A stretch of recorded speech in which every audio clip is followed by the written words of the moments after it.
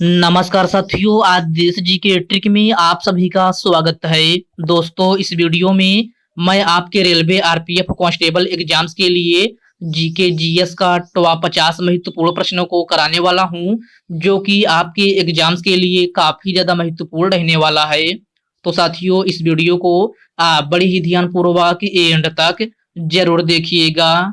तो साथियों, आज का पहला प्रश्न है, भारत छोड़ो आंदोलन के दौरान महात्मा गांधी जी ने करो या मरो का नारा कहाँ दिए थे? ऑप्शन है कोलकाता, बॉम्बे, दिल्ली और ऑप्शन डी है लाहौर। तो साथियों, भारत छोड़ो आंदोलन के दौरान महात्मा गांधी जी ने करो या मरो का नारा जो है बॉम्बे में दिए थे।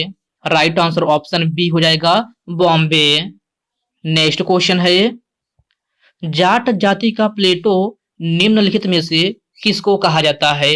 इसका ऑप्शन है लक्ष्मण नायक, बिरसा मुंडा, महाराजा सूरजमल या फिर ऑप्शन डी है रानी चिन्नम्मा। तो जाट जाति का प्लेटो जो है महाराजा सूरजमल को कहा जाता है। राइट आंसर ऑप्शन सी हो जाएगा, महाराजा सूरजमल को। आपका नेक्स्ट क्वेश्चन है, भारत में राष्ट्रीय एकता परिषद का अध्यक्ष कौन होता है? तो भारत में राष्ट्रीय एकता परिषद का अध्यक्ष कौन होता है? तो यह आपका प्रधानमंत्री होता है। राइट आंसर ऑप्शन ए हो जाएगा, प्रधानमंत्री। ओके फ्रेंड्स, इसको आप अच्छे से जरूर याद रखिएगा। साथियों, वीडियो में आगे बढ़ने से पहले आपसे एक छोटी सी रिक्वेस्ट है, अभी तक आप वीडियो को लाइक नहीं किए हैं तो वीडियो को लाइक कर दीजिए। और साथियों, अभी तक आप चैनल को सब्सक्राइब नहीं किए हैं तो प्लीज आपसे रिक्वेस्ट है, आप जो है चैनल को सब्सक्राइब करके बेल आइकन को जरूर प्रेस कर लीजिएगा। चलिए साथियों, बढ़ते हैं नेक्स्ट क्वेश्चन की ओर। नेक्स्ट क्वेश्चन आपसे पूछा गया है, भारतीय राष्ट्रीय कांग्रेस का प्रथम अधिवेशन कब आयोजित किया गया था? 1905 में, 1916 में, 1888 में या फिर ऑप्शन डी है 1885 में। तो भारतीय राष्ट्रीय कांग्रेस का प्रथम अधिवेशन जो है आपका 1885 ईस्वी में आयोजित किया गया था। राइट आंसर ऑप्शन डी हो जाएगा, 1885 में। आपका नेक्स्ट क्वेश्चन है, निम्न में से कौन सा खेल खेलते समय एकजुटता को प्रदर्शित करता है? तो इस क्वेश्चन में आपसे पूछा जा रहा है कि कौन सा खेल खेलते समय एकजुटता को प्रदर्शित करता है? तो यह आपका बास्केटबॉल है। प्रश्न नंबर 5 का राइट आंसर ऑप्शन बी हो जाएगा। निम्न में से कौन सा शॉल हिमालय में जंगली खाल के ऊन से बनाया जाता है? तो सभी प्यारे साथी इसका आंसर बताएंगे कि कौन सा शॉल हिमालय में जंगली खाल के ऊन से बनाया जाता है? तो यह आपका शहतूश शॉल है। राइट आंसर ऑप्शन ए हो जाएगा, शहतूश शॉल। ओके फ्रेंड्स, क्लियर है। चलिए बढ़ते हैं नेक्स्ट क्वेश्चन की ओर। नेक्स्ट क्वेश्चन आपसे पूछा गया है, माओरी लोग निम्नलिखित में से किस देश के हैं? चिली, मैक्सिको, न्यूजीलैंड या फिर दक्षिण अफ्रीका। तो माओरी लोग किस देश के हैं? तो यह आपका न्यूजीलैंड के हैं। प्रश्न नंबर 7 का राइट आंसर ऑप्शन सी हो जाएगा, न्यूजीलैंड। विश्व में अधिकतम गहराई वाला महासागर कौन सा है? तो विश्व में अधिकतम गहराई वाला महासागर कौन सा है? हिंद महासागर, प्रशांत महासागर, आर्कटिक महासागर या फिर ऑप्शन डी दिया गया है अटलांटिक महासागर। तो विश्व में अधिकतम गहराई वाला महासागर जो है आपका प्रशांत महासागर है। राइट आंसर ऑप्शन बी हो जाएगा, प्रशांत महासागर। ओके फ्रेंड्स, इसको आप अच्छे से जरूर याद रखिएगा। आपका नेक्स्ट क्वेश्चन है, भारत सरकार अधिनियम 1919 से किस संवैधानिक सुधार के कारण लागू हुआ था? तो क्वेश्चन को ध्यान से पढ़िएगा। इसमें आपसे पूछा जा रहा है कि भारत सरकार अधिनियम 1919 किस संवैधानिक सुधार के कारण लागू हुआ था? तो आपका राइट आंसर ऑप्शन ए हो जाएगा, मॉन्टेग्यू चेम्सफोर्ड सुधार। तो प्रश्न नंबर 9 का राइट आंसर ऑप्शन ए बन जाएगा। अगला प्रश्न है, देशांतरीय विस्तार के कारण अरुणाचल प्रदेश और गुजरात के बीच समय अंतर है। तो कितना अंतर है? तो यह आपका 2 घंटे का अंतर है। राइट आंसर ऑप्शन डी हो जाएगा, 2 घंटा। ओके फ्रेंड्स, क्लियर है। चलिए बढ़ते हैं नेक्स्ट क्वेश्चन की ओर।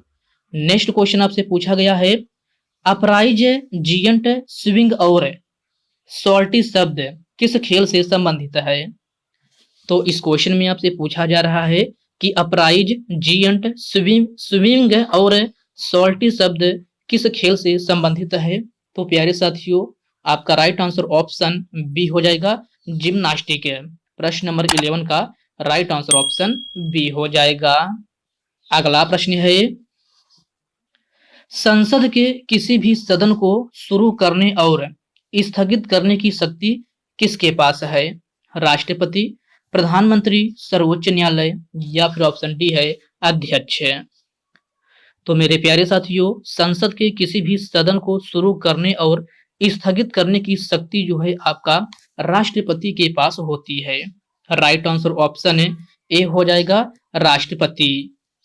आपका नेक्स्ट क्वेश्चन है, किस लड़ाई ने बंगाल पर ब्रिटिशों के शासन मार्ग प्रस्त किया?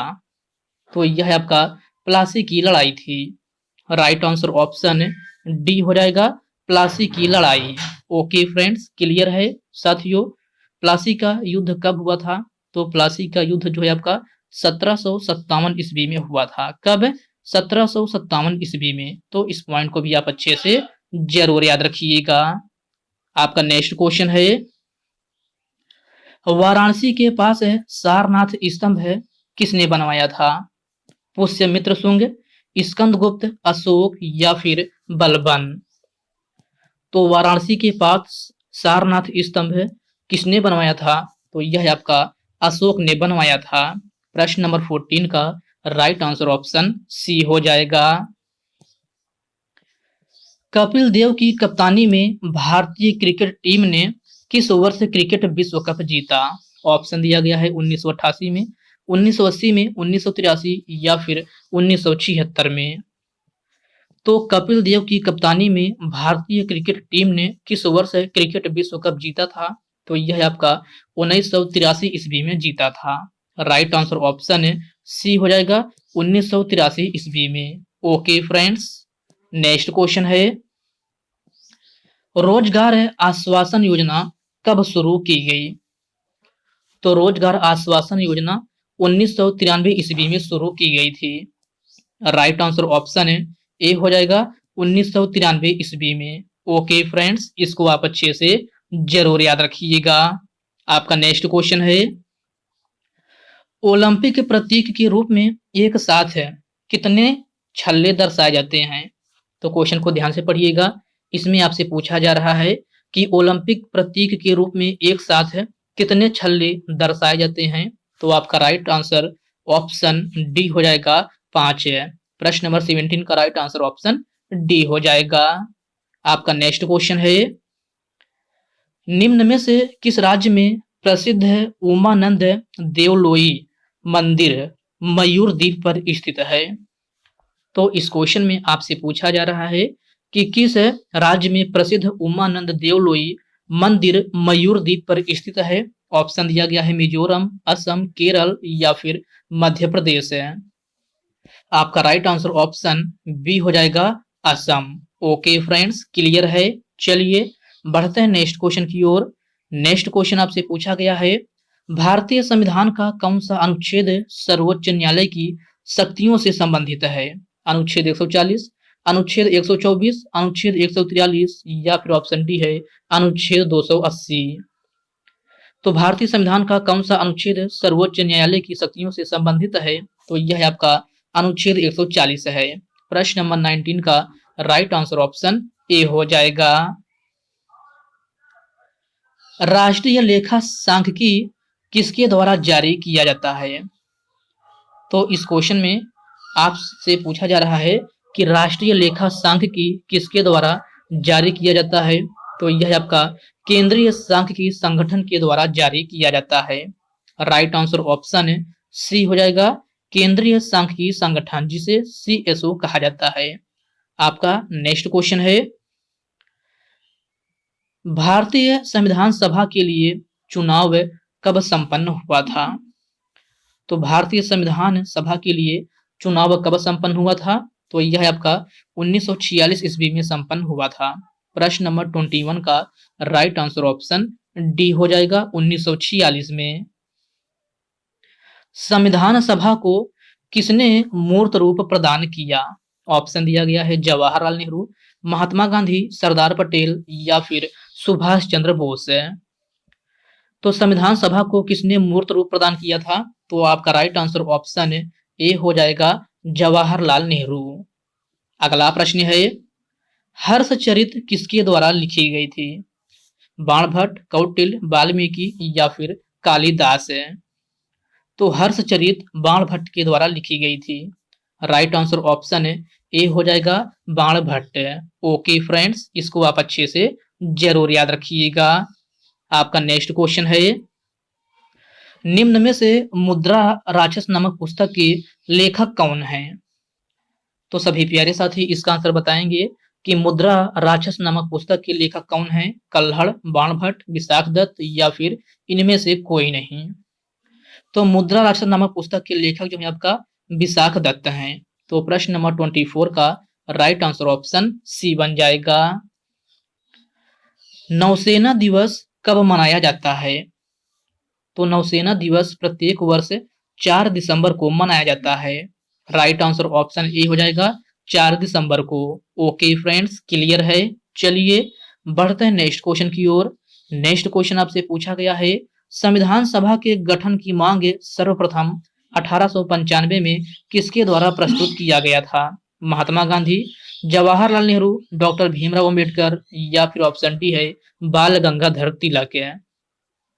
तो संविधान सभा के गठन की मांग सर्वप्रथम 1895 में किसके द्वारा प्रस्तुत की गई थी? तो आपका राइट आंसर ऑप्शन डी हो जाएगा, बाल गंगाधर तिलक है। ओके फ्रेंड्स, नेक्स्ट क्वेश्चन है, भारत की संविधान सभा किसके अनुसार गठित किया गया था? तो भारत की संविधान सभा कैबिनेट मिशन योजना के तहत गठित की गई थी। राइट आंसर ऑप्शन बी हो जाएगा, कैबिनेट मिशन योजना। खाने का सोडा का रासायनिक नाम क्या होता है? तो खाने का सोडा का रासायनिक नाम क्या होता है? तो यह आपका सोडियम बाइकार्बोनेट होता है। राइट आंसर ऑप्शन सी हो जाएगा, सोडियम बाइकार्बोनेट, जिसका रासायनिक सूत्र क्या होता है? तो इसका रासायनिक सूत्र NaHCO3 होता है। क्या? NaHCO3। और इसका रासायनिक नाम जो है सोडियम बाइकार्बोनेट होता है, जो कि आपका खाने का सोडा है। आपका नेक्स्ट क्वेश्चन है, हम्पी किस नदी के तट पर स्थित है? गोदावरी, वोल्गा, नर्मदा या फिर तुंगभद्रा? तो हम्पी जो है आपका तुंगभद्रा नदी के तट पर स्थित है। प्रश्न नंबर 29 का राइट आंसर ऑप्शन डी हो जाएगा, तुंगभद्रा। सबसे प्राचीन वेद कौन सा है? तो सबसे प्राचीन वेद ऋग्वेद है। राइट आंसर ऑप्शन डी हो जाएगा, ऋग्वेद। बाघ से पूर्व भारत का राष्ट्रीय पशु कौन था? तो इस क्वेश्चन में आपसे पूछा जा रहा है कि बाघ से पूर्व भारत का राष्ट्रीय पशु कौन था? हिरण, गैंडा, सिंह या फिर नीलगाय? तो आपसे बाघ से पूर्व पूछ रहा है, तो बाघ से पूर्व भारत का राष्ट्रीय पशु जो था सिंह था। तो प्रश्न नंबर 31 का राइट आंसर ऑप्शन सी हो जाएगा। भारत का राष्ट्रीय आदर्श वाक्य क्या है? तो मेरे प्यारे साथियों, भारत का राष्ट्रीय आदर्श वाक्य क्या है? सत्यमेव जयते, वंदे मातरम, जय हिंद या फिर जय जवान जय किसान है। तो भारत का राष्ट्रीय आदर्श वाक्य जो है सत्यमेव जयते है। राइट आंसर ऑप्शन ए हो जाएगा, सत्यमेव जयते। साथियों, सत्यमेव जयते आपका कहां से लिया गया है? तो यह आपका मुंडको उपनिषद से लिया गया है। कहां से? मुंडको उपनिषद से। तो इसको आप अच्छे से जरूर याद रखिएगा। अगला प्रश्न है, आवर्त सारणी के पितामह कौन है? तो आवर्त सारणी के पितामह कौन है? तो यह आपका मेंडलीफ है। प्रश्न नंबर 33 का राइट आंसर ऑप्शन सी हो जाएगा। रेडियम की खोज निम्न में से किसने किया था? तो रेडियम की खोज मैडम क्यूरी ने की थी। राइट आंसर ऑप्शन सी हो जाएगा, madam Curie. Okay friends, clear है। चलिए बढ़ते हैं नेक्स्ट क्वेश्चन की ओर। नेक्स्ट क्वेश्चन आपसे पूछा गया है, निम्न में से कौन सा तरल अधातु है? तो कौन सा तरल अधातु है? तो यह आपका ब्रोमीन है। राइट आंसर ऑप्शन ए हो जाएगा, ब्रोमीन। भारत के राष्ट्रीय ध्वज की लंबाई और चौड़ाई का अनुपात है। तो आपको बताना है कि भारत के राष्ट्रीय ध्वज की लंबाई और चौड़ाई का अनुपात कितना है। तो यह आपका 3:2 है। राइट आंसर ऑप्शन डी हो जाएगा, 3:2। वही साथियों, अगर आपसे चौड़ाई और लंबाई का अनुपात पूछा जाए तो इसका जस्ट उल्टा क्या होगा, 2:3 हो जाएगा। नेक्स्ट क्वेश्चन है, भारत के राष्ट्रीय ध्वज की चौड़ाई और लंबाई का अनुपात कितना है? साथियों, ये क्वेश्चन आपसे आप तो रटे रहते हैं कि पहले लंबाई को कर लेंगे, उसके बाद क्या करेंगे, चौड़ाई कर लेंगे। तो आपसे 3:, जो जहां देखेंगे आप टिक कर देंगे, लेकिन इससे पहले आपसे चौड़ाई किया गया है, फिर लंबाई किया गया है। तो चौड़ाई और लंबाई का अनुपात कितना है? तो 2:3 है। राइट आंसर ऑप्शन ए हो जाएगा, 2:3। तो इस बात को अच्छे से आप जरूर ध्यान में रखिएगा। आपका नेक्स्ट क्वेश्चन है, जैन धर्म के 23वें तीर्थंकर कौन थे? तो जैन धर्म के 23वें तीर्थंकर आपसे पूछ रहा है, तो पार्श्वनाथ थे। राइट आंसर ऑप्शन सी हो जाएगा, पार्श्वनाथ है। ओके फ्रेंड्स, क्लियर है। चलिए बढ़ते हैं नेक्स्ट क्वेश्चन की ओर। नेक्स्ट क्वेश्चन आपसे पूछा गया है, सफेद रेगिस्तान निम्नलिखित में से किस राज्य में स्थित है? राजस्थान, गुजरात, कर्नाटक या फिर तमिलनाडु? तो सफेद रेगिस्तान किस राज्य में स्थित है? तो यह आपका गुजरात में स्थित है। राइट आंसर ऑप्शन बी हो जाएगा, गुजरात में। विश्व की सबसे बड़ी नदी कौन सी है? तो आपको बताना है कि विश्व की सबसे बड़ी नदी कौन सी है। तो यह आपका नील नदी है। राइट आंसर ऑप्शन सी हो जाएगा, नील नदी। ओके फ्रेंड्स, क्लियर है। चलिए बढ़ते हैं नेक्स्ट क्वेश्चन की ओर। नेक्स्ट क्वेश्चन आपसे पूछा गया है, प्रसिद्ध लैगून झील चिल्का किस राज्य में स्थित है? ऑप्शन दिया गया है, उड़ीसा में, कर्नाटक में, राजस्थान में या फिर केरल में। तो प्रसिद्ध लैगून झील चिल्का जो है आपका केरल राज्य, सॉरी फ्रेंड्स, ओडिशा राज्य में स्थित है। राइट आंसर ऑप्शन ए हो जाएगा, ओडिशा राज्य में। आपसे प्रसिद्ध लैगून झील चिल्का पूछ रहा है, तो चिल्का आपका जो है ओडिशा राज्य में स्थित है। तो प्रश्न नंबर 41 का राइट आंसर ऑप्शन ए हो जाएगा। लोनार झील किस राज्य में स्थित है? तो लोनार झील जो है आपका महाराष्ट्र में स्थित है। राइट आंसर ऑप्शन सी हो जाएगा, महाराष्ट्र में। दक्कन का पठार का निर्माण निम्न में से किस चट्टान से हुआ? तो क्वेश्चन को ध्यान से पढ़िएगा। इसमें आपसे पूछा जा रहा है कि दक्कन पठार का निर्माण किस चट्टान से हुआ है? अवसादी चट्टान, आग्नेय चट्टान, बेसाल्ट चट्टान या फिर ऑप्शन डी है, इनमें से कोई नहीं। तो दक्कन पठार का निर्माण जो है बेसाल्ट चट्टान से हुआ है। राइट आंसर ऑप्शन सी हो जाएगा, बेसाल्ट चट्टान। ओके फ्रेंड्स, इसको आप अच्छे से जरूर याद रखिएगा।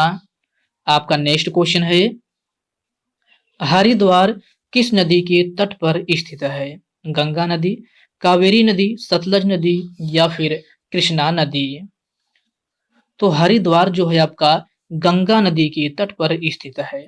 प्रश्न नंबर 44 का राइट आंसर ऑप्शन ए हो जाएगा, गंगा नदी। भारत में सबसे बड़ी अंतर्देशीय खारे पानी की झील सांभर किस राज्य में स्थित है? तो क्वेश्चन को ध्यान से पढ़िएगा। इसमें आपसे पूछा जा रहा है कि भारत में सबसे बड़ी अंतर्देशीय खारे पानी की झील सांभर जो है आपका, यह है किस राज्य में स्थित है? तो यह है आपका राजस्थान में स्थित है। कहाँ? राजस्थान में। तो प्रश्न नंबर 45 का राइट आंसर ऑप्शन बी हो जाएगा। वेम्बनाड झील किस राज्य में स्थित है? तो वेम्बनाड झील किस राज्य में स्थित है? केरल में, हरियाणा में, राजस्थान में या फिर कर्नाटक में? तो वेम्बनाड झील जो है आपका, यह है केरल राज्य में स्थित है। राइट आंसर ऑप्शन ए हो जाएगा, केरल राज्य में। ओके फ्रेंड्स, क्लियर है। चलिए बढ़ते हैं नेक्स्ट क्वेश्चन की ओर। नेक्स्ट क्वेश्चन आपसे पूछा गया है कि सिख धर्म के 9वें गुरु गुरु तेग बहादुर की हत्या किसने किया था? औरंगजेब, अकबर, हुमायूं या फिर शेर शाह सूरी। तो सिख धर्म के 9वें गुरु गुरु तेग बहादुर की हत्या किसने किया था? तो यह आपका औरंगजेब ने किया था। राइट आंसर ऑप्शन ए हो जाएगा, औरंगजेब। तो इसको आप अच्छे से जरूर याद रखिएगा। राज्य पुनर्गठन आयोग कब लागू हुआ था? तो राज्य पुनर्गठन आयोग कब लागू हुआ था? 1954 में, 1958 में, 1956 या फिर 1952 में। तो राज्य पुनर्गठन आयोग जो है आपका 1956 में लागू हुआ था। राइट आंसर ऑप्शन सी हो जाएगा, 1956 में। डेट पूछा जाए तो 31 जनवरी याद रखिएगा। कब? 31 जनवरी 1956 में राज्य पुनर्गठन आयोग जो है आपका लागू हुआ था। तो आपका प्रश्न नंबर 48 का राइट आंसर ऑप्शन सी हो जाएगा। अगला प्रश्न है, हिंदू महासभा की स्थापना किस वर्ष में हुई थी? ऑप्शन है 1916 में, 1915 में, 1921 में या फिर ऑप्शन डी है 1919 में। तो हिंदू महासभा की स्थापना किस वर्ष हुई थी? ये क्वेश्चन आपके लिए होमवर्क रूप में है। सभी साथी इसका आंसर कमेंट बॉक्स में कमेंट करके जरूर बताएंगे। तो साथियों आज की इस वीडियो में बस इतने ही प्रश्न। तो साथियों यह वीडियो आपको कैसी लगी आप कमेंट बॉक्स में कमेंट करके ये भी अपना फीडबैक जरूर दीजिएगा। और साथियों यह वीडियो आपके लिए थोड़ा भी हेल्पफुल लगा हो तो इस वीडियो को लाइक कर दीजिए, अपने साथियों के साथ शेयर कीजिए। फ्रेंड्स अभी तक आप चैनल को सब्सक्राइब नहीं किए हैं तो आप जो है चैनल को सब्सक्राइब करके बेल आइकन को जरूर प्रेस कर लीजिएगा। तो चलिए साथियों इसी के साथ मिलते हैं किसी नेक्स्ट वीडियो में। तब तक के लिए जय हिंद दोस्तों।